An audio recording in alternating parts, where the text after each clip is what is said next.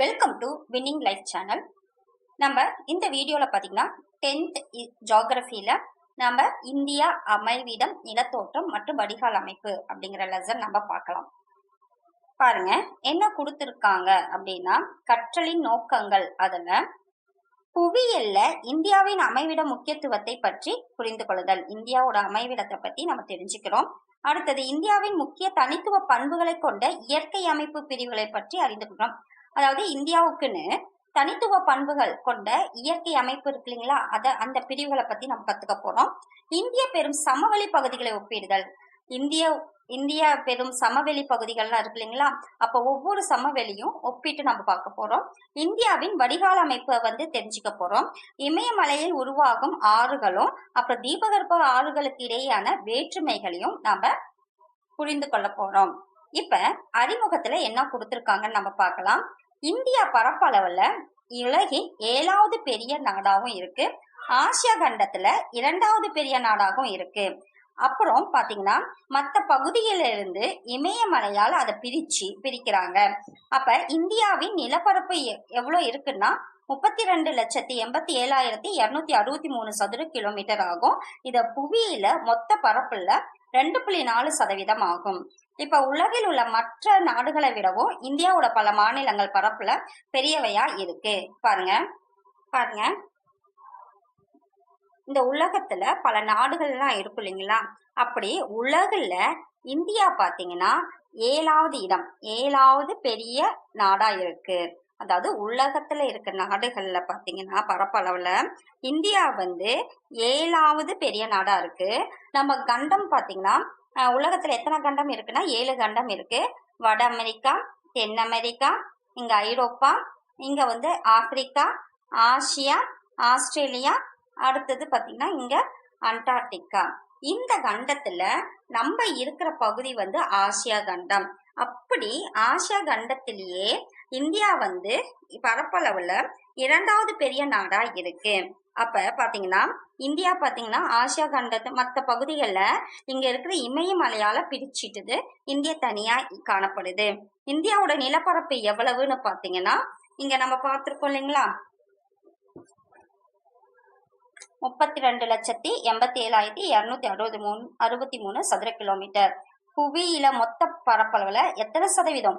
2.4% இருக்கு. மற்ற நாடுகளை விடவும் இந்தியாவில பல மாநிலங்கள் பரப்பளவு நம்ம பெருசாவே காணப்படுது. அடுத்தது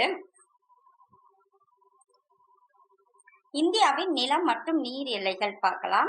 இந்தியா 15,200 கிலோமீட்டர் நில எல்லைகளை இருக்கு. வடமேற்குல பாத்தீங்கன்னா பாகிஸ்தான் இருக்கு. ஆப்கானிஸ்தானுடனும் வடமேற்குல இருக்கு.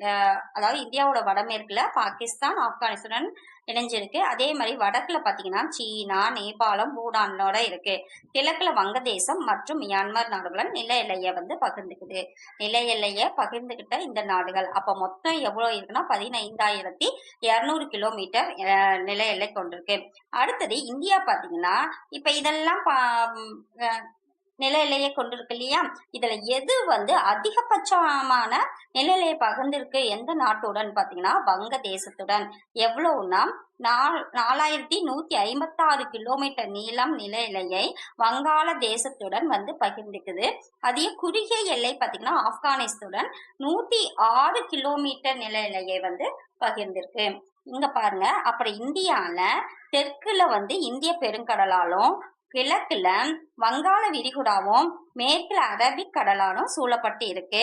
அப்ப அந்த சூழல் அது பாத்தீங்கன்னா நீரெல்லை எவ்வளவுன்னா 6,100 கிலோமீட்டர் நீளமுள்ள கடற்கரையை பகுதியை 3 பக்கங்களா கொண்டிருக்கு. அடுத்தது பாருங்க,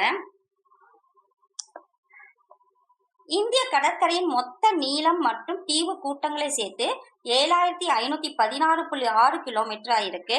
இந்தியாவையும் இலங்கையும் பிரிக்கக்கூடிய குறுகிய ஆழமற்ற கடல் பகுதிக்கு பேரு பார்க் நீர் சந்தி. இது பாருங்க நம்ம டயக்ராம்ல பார்க்கலாம்.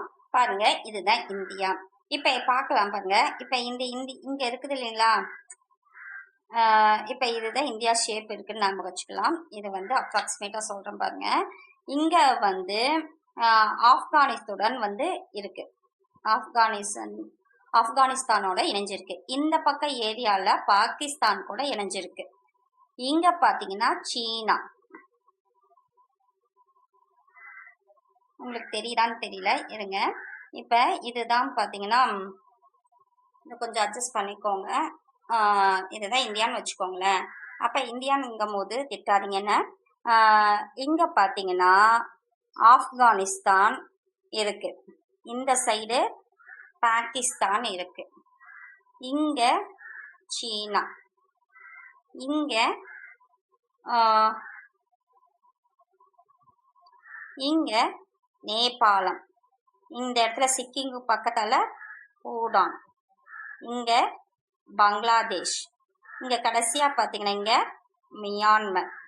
இப்ப இதெல்லாம் இது எல்லா நாடுகளையும் இந்த ஜாயிண்ட் ஆன இந்த எல்லை இருக்கு இல்லைங்களா, இந்த எல்லை வந்து பகிர்ந்துக்குதுன்னு சொல்றோம். எது எதோடனா பாகிஸ்தான், ஆப்கானிஸ்தான், சீனா, நேபாளம், பூடான், மியான்மர், பங்களாதேஷ், இது எல்லாமே நில எல்லையை பகிர்ந்துக்குது.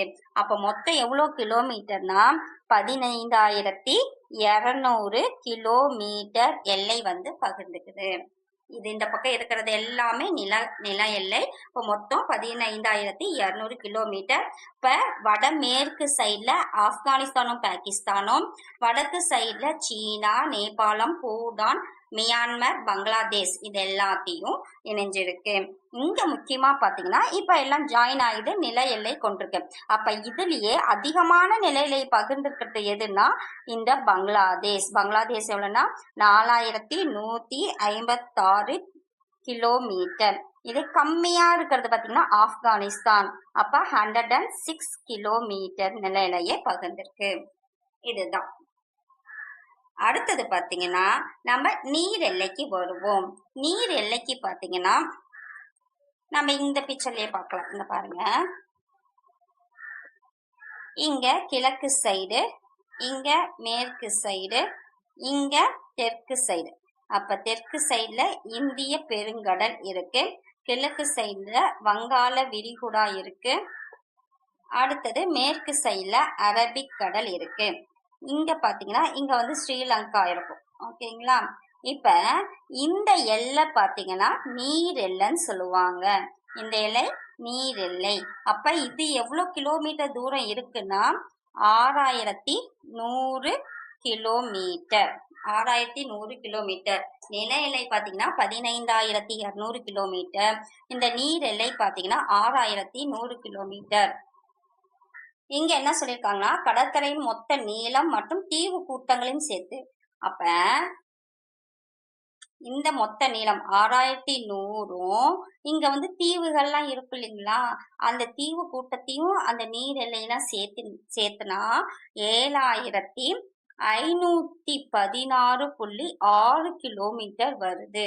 அப்ப நார்மலா இருக்கிற இந்த எல்லை மட்டும் பாத்தீங்கன்னா 6,100, தீவு கூட்டத்திலையும் சேர்த்து 7,516.6 கிலோமீட்டர். அப்ப தீவு கூட்டம் எவ்வளவு அப்படின்னு கேட்டா இந்த 7,516.6 கிலோமீட்டர்ல இருந்து 6,000 நம்ம 6,100 கழிச்சா நமக்கு எவ்வளவு வருதுன்னு பாத்தீங்கன்னா 1,416.6 கிலோமீட்டர் வந்து இந்த தீவு கூட்டங்கள் வருது. இப்ப இந்தியாவையும் ஸ்ரீலங்காவிலும் இடையில வந்து ஒரு கடல் இருக்கு. ஆனா அது குறுகிய ஆழமற்ற கடல் பகுதி. அதுக்கு பேரு பாக் நீர் சந்தி. இந்த பகுதி என்னது? பாக் நீர் சந்தி. பாருங்க, ஸ்பெல்லிங் பார்த்துக்கோங்க. பாக் நீர் சந்தி. இதுதான் பாத்தீங்கன்னா இந்தியாவோட நிலம் மற்றும் நீர் எல்லைகள். அடுத்தது இந்தியாவும் உலகமும் பார்க்கும்போது பாருங்க, இந்தியா இருக்கு, ஆசியால இங்க மேற்கு சைடு கிழக்கு சைடு மத்தியில இருக்கு.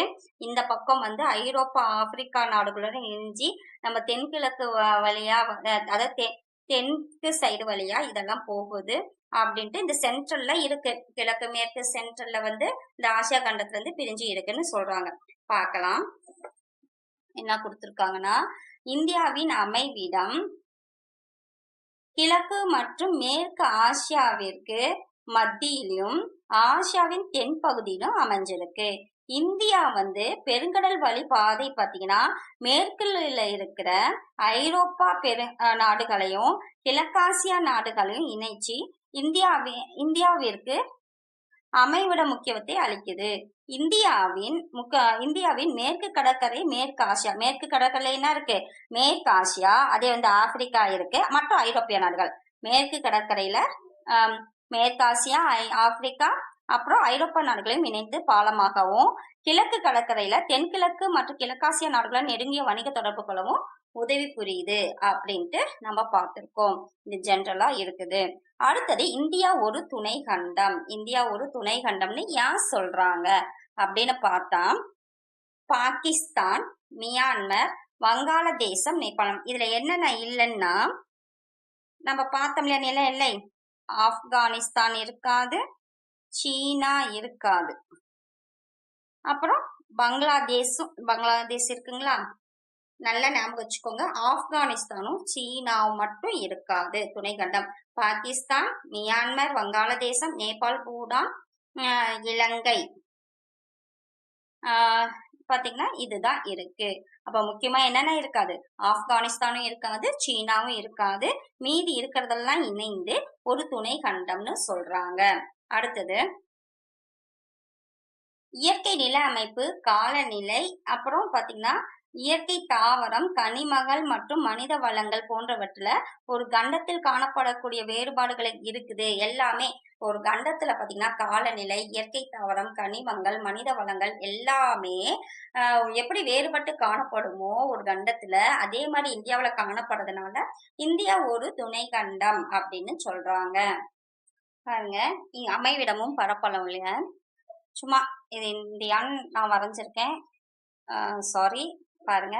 இப்ப வட அச்சம்னு பாத்தீங்கன்னா நம்ம இதுல பூமியில வந்து இப்படி போடக்கூடிய எல்லாமும் வட அச்சங்கள். கிழக்கு தீர்க்கம்னா இப்படி ஸ்ட்ரெயிட்டா வர்றதுதான் கிழக்கு தீர்க்கம். இப்ப பாருங்க இந்தியா எப்படி அமைஞ்சிருக்கு அப்படின்னா, இப்படி வட அச்சத்துல இருக்கு இல்லைங்களா, வட அச்சம் பாத்தீங்கன்னா 8 டிகிரி 4 மினிட்ஸ் வட அச்சத்துல இருந்து இங்க வந்து 37 டிகிரி 6 மினிட்ஸ் 37 டிகிரி 6 மினிட்ஸ் வட அச்சம் வரைக்கும். அதே கிழக்கு தீர்க்கம்னா இங்க 68 டிகிரி 7 மினிட்ஸ் கிழக்கு தீர்க்கத்திலிருந்து 97 டிகிரி 25 மினிட்ஸ் கிழக்கு தீர்க்கம் வரைக்கும் இந்தியா காணப்படுது. இந்தியாவோட வட அச்சம் கிழக்கு தீர்க்கம்னு பாத்தீங்கன்னா இதுதான். இப்ப வட அச்சம்னா 8 டிகிரி 4 மினிட்ஸ் வட அச்சத்துல இருந்து இங்க 37 டிகிரி 6 மினிட்ஸ் வட அச்சம் வரைக்கும். இங்க பாத்தீங்கன்னா 68 டிகிரி 7 மினிட்ஸ் கிழக்கு தீர்க்கத்துல இருந்து 97 டிகிரி 25 கிழக்கு தீர்க்கம் வரைக்கும் காணப்படுது. பாருங்க, இப்ப வட அச்சம் கிழக்கு தீர்க்கம் அப்படிங்கறத படி இந்தியா முழுமையும் எப்படி இருக்குன்னா வட அரைக்கோள பகுதியில காணப்படுது. எப்படி? வடக்கு மற்றும் கிழக்கு அரைக்கோள இருக்கு. அதாவது பூமி வந்து இப்படி இருக்கு அப்படிங்கிற மாதிரி. அதாவது இந்தியா வந்து இப்படி இருக்கு. கிழக்கு இந்தியா முழுமையும் வடக்கு மற்றும் கிழக்கு அரைக்கோளத்தில் அமைந்துள்ளது. அடுத்தது பாத்தீங்கன்னா இப்ப இந்தியா இருக்குன்னா இது வந்து நான் இப்படி வடக்கு கிழக்குங்கிறதுக்காக சொல்லியிருக்கேன். இப்ப அடுத்தது பாருங்க, இந்தியா இருக்குங்களா, இதோட தென்கோடி அப்படிங்கிறது எது அப்படின்னு பாத்தீங்க. மொத்தம் இந்தியா, இது ஃபுல்லா இந்தியா. இங்க வந்து தீவு கூட்டங்கள் இருக்கு, இங்க இலங்கை இருக்கு.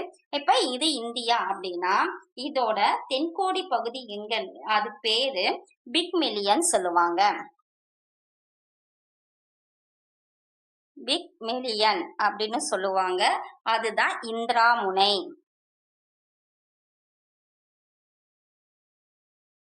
பிக் மில்லியன் சொல்லுவாங்க. அதுதான் இந்திரா முனை. இது எங்க இருக்கு அப்படின்னு பாத்தீங்கன்னா இங்கதான் அந்தமான் நிக்கோபார் தீவு கூட்டங்கள் இருக்கும். அந்தமான் நிக்கோபார் தீவு கூட்டங்கள் வந்து இங்க இருக்குமா, அந்த இதழ்ல 6.6 டிகிரி 45 வட அச்சம் இப்படித்தானே வட அச்சம் போகுதுன்னு சொல்லுவாங்க. வட அச்சத்துக்குள்ள காணப்படுது. அப்ப இந்தியாவுக்கான தென்கோடி தென்கோடி பகுதி எங்க இருக்குன்னா இந்திரா முனைன்னு சொல்லுவாங்க, பழச பிக்மெலியன்னு சொல்லுவாங்க. அது எங்க இருக்குன்னா அந்தமான் நிக்கோபார் தீவு கூட்டத்துல இருக்கு. அந்தமான் நிக்கோபார் தீவு கூட்டத்துல இருக்கு. அது என்ன வட அச்சம்னா 6°45' வட அச்சத்துல காணப்படுறதுதான் இந்த பிக்மெலியன்ல இந்திரா முனை. அதுதான் தென்கோடி முனை. இது மொத்தமா இந்தியாவுல நிலம் எல்லை மற்றும் நீரெல்லை எல்லாமே சம்பந்தப்பட்ட விஷயத்துல பார்த்தோம். இப்ப இந்தியாவுக்குன்னு நிலப்பகுதியில மட்டும் இருக்கிற தென்கோடி முனை அப்படின்னு பாத்தீங்கன்னா நிலப்பகுதின்னு கேட்டாங்கன்னா அது வந்து நிலப்பகுதி தென்கோடி முனைன்னு கேட்டாங்கன்னா அது குமரி முனை. அது என்னது? குமரி முனை. நிலப்பகுதின்னு கேட்டாங்கன்னா குமரி முனை. இந்தியாவோட தென்கோடி பகுதின்னு கேட்டாங்கன்னா இந்திரா முனை, அது பிக்மெலியன். அடுத்து வடமுனை பாத்தீங்கன்னா இந்தியாவோட வடமுனைன்னு பாத்தீங்கன்னா இது என்னதுன்னா இந்திரா கோல்.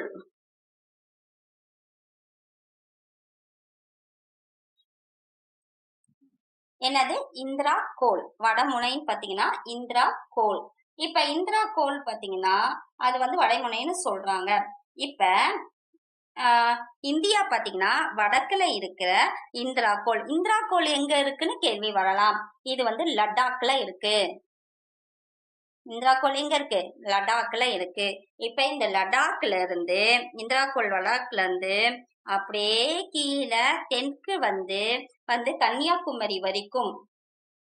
கன்னியாகுமரி வரைக்கும் எவ்வளவு கிலோமீட்டர்ஸ் நீளம் இருக்குன்னா 3214 கிலோமீட்டர் இருக்கு. நல்லா தெரிஞ்சுக்கோங்க. நாம பார்த்தது நில எல்லை, கீழே பார்த்தது நீர் எல்லை. இது வந்து எவ்வளவு நீளம் இருக்கு, இந்தியாவோட ஹைட் எவ்வளோன்னு கேக்குறாங்க. அப்ப லடாக்ல இருக்கிற இந்திரா கோல்ல இருந்து தெற்குல இருக்கிற குமரி முனை வரைக்கும் எவ்வளவு கிலோமீட்டர் நீளம் இருக்கு? 3214 கிலோமீட்டர் நீளம் இருக்கு. அடுத்தது இங்க குஜராத் இருக்கு, இங்க அருணாச்சல பிரதேசம் இருக்கு. இங்க குஜராத்ல ரான் ஆஃப் கட்ச் அப்படிங்கிற பிளேஸ் இருக்கும்.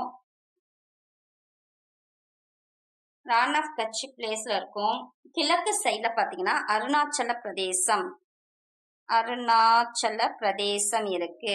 இப்ப இங்க இருந்து இது வரைக்கும் பாத்தீங்கன்னா எவ்வளவு கிலோமீட்டர்ஸ்னா 2933 கிலோமீட்டர். இப்ப புரியுதுங்களா? வடக்குல இருந்து இந்திரா கோல்ல இருந்து கீழே தெற்கு வரைக்கும் அந்த குமரி முனை வரைக்கும் எவ்வளவுன்னா 3214 கிலோமீட்டர் ஆகும். குஜராத் ரான் ஆஃப் கட்ச்ல இருந்து அருணாச்சல பிரதேசம் வரைக்கும் எவ்வளவுன்னா 2933 கிலோமீட்டர் நிலத்தையும் இருக்கு. இப்ப இந்தியாவை வந்து ரெண்டா பிரிக்குது. எது பிரிக்குது அப்படின்னு பாத்தீங்கன்னா கடக ரேகை வந்து பிரிக்குது. கடக ரேகை பிரிக்குது.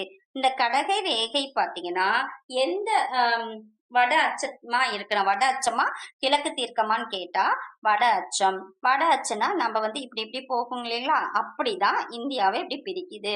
இது எவ்வளோ டிகிரி பாத்தீங்கன்னா எவ்வளவு வட அச்சம்னா இந்த கடக ரேகை, இதுதான் கடக ரேகைன்னு வச்சுக்கோ. பாத்தீங்கன்னா 23°30' தெரியுதுங்களா? பாருங்க, 23°30' வட அச்சத்துல இருக்கிற ரேகை தான் பாத்தீங்கன்னா கடக ரேகை. இதுதான் இந்த கடக ரேகை தான் இந்த ஏரியாவை தெற்கு பகுதிய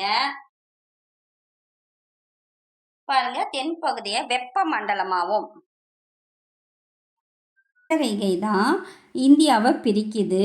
தென்பகுதியை வெப்ப மண்டலமாகவும் அதே இதுக்கு மேலே இருக்கிற வடப்பகுதியை வந்து மித வெப்ப மண்டலமாகவும் இருக்குன்னு சொல்கிறாங்க.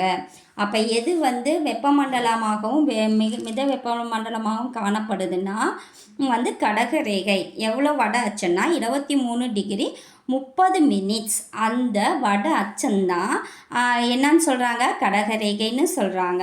அந்த கடகரேகை தான் இந்தியாவை வெப்பமண்டலமாகவும் மித வெப்பமண்டலமாகவும் காணப்படுது. வெப்பமண்டலம் எங்குதலன்னா தென்பகுதி, மித வெப்பமண்டலம்னா நம்ம வடப்பகுதி. இதுதான் 2 பகுதியாக பிரிக்குதுன்னு வச்சுருக்காங்க. அப்புறம் இந்தியாவில் பார்த்திங்கன்னா 28 ஸ்டேட்ஸ், அடுத்தது 8 யூனியன் பிரதேசமாக இருக்குது. அடுத்தது இந்தியாவோட திட்ட நேரம் நம்ம பார்க்கலாம். இந்தியாவோட திட்ட நேரம் இப்போ மேற்கில், இப்போ நான் இப்படியே போட்டுக்கிறேன். இங்கே வடக்கு சைடு இந்தியா, இங்கே தெற்கு சைடு, இங்கே மேற்கு சைடு, இங்கே கிழக்கு சைடு. நான் டயக்ராம் போடாமல் நான் இப்படி போட்டுக்கிறேன். இப்போ மேற்கில் தான் குஜராத் இருக்குது, கிழக்கில் அருணாச்சல பிரதேசம் இருக்குது. அப்போ இந்தியா ஏறத்தாழ எத்தனை தீர்க்கக்கோடுகள்னால் எப்படி வரும், இப்படி வரும்.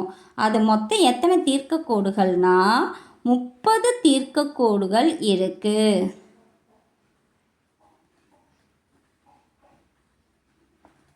இந்தியாவில் எத்தனை தீர்க்கக்கோடுகள், 30 தீர்க்கக்கோடுகள் இருக்குது. இந்தியாவில் இந்த கிழக்கில் பார்த்திங்கன்னா அருணாச்சல பிரதேசில் தான் ஃபஸ்ட்டு சூரியன் உதயம் ஆகுது. அப்புறம்தான் குஜராத்தில் உதயம் ஆகுது.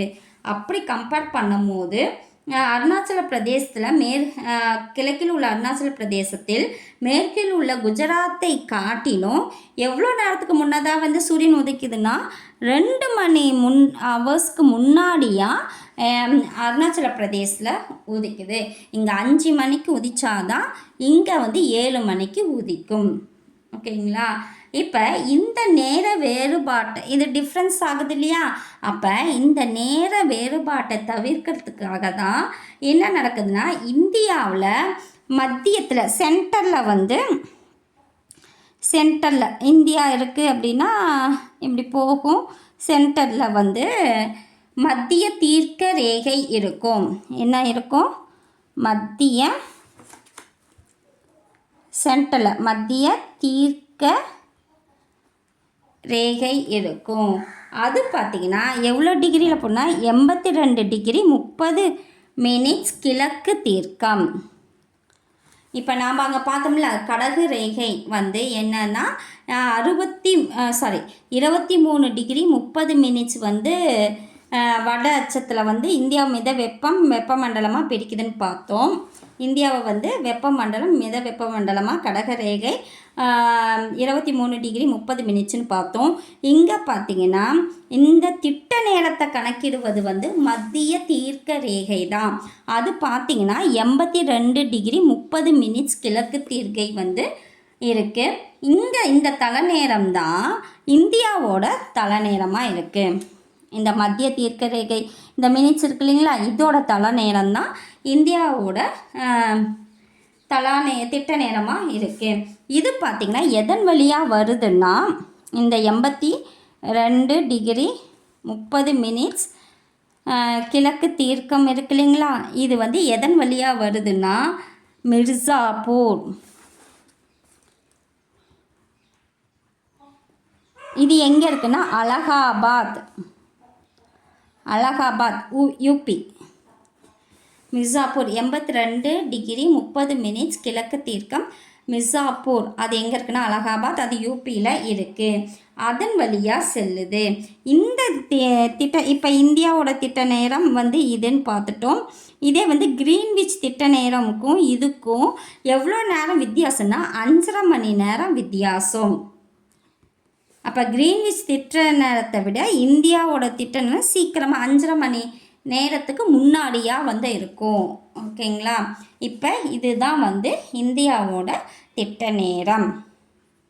இப்போ ஆந்திர பிரதேஷ் இருக்கு இல்லைங்களா, இது ஆந்திர பிரதேஷோட கேபிட்டல் என்னன்னு பார்த்தீங்கன்னா அமராவதி. இங்கே ஆந்திர பிரதேசோட கேபிட்டல் அமராவதி நகர்.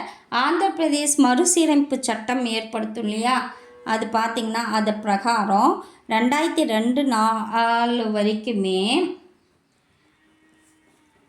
பாருங்கள், ஆந்திர பிரதேசத்தோட மாநில மறுசீரமைப்பு திட்டத்தின்படி 2024 வரைக்கும் ஆந்திராவுக்கும் தெலுங்கானாவுக்கும் எது வந்து கேபிட்டலாக இருக்கும்னு சொல்லியிருக்காங்கன்னா ஹைதராபாத் வந்து கேபிட்டலாக இருக்குன்னு சொல்லியிருக்காங்க.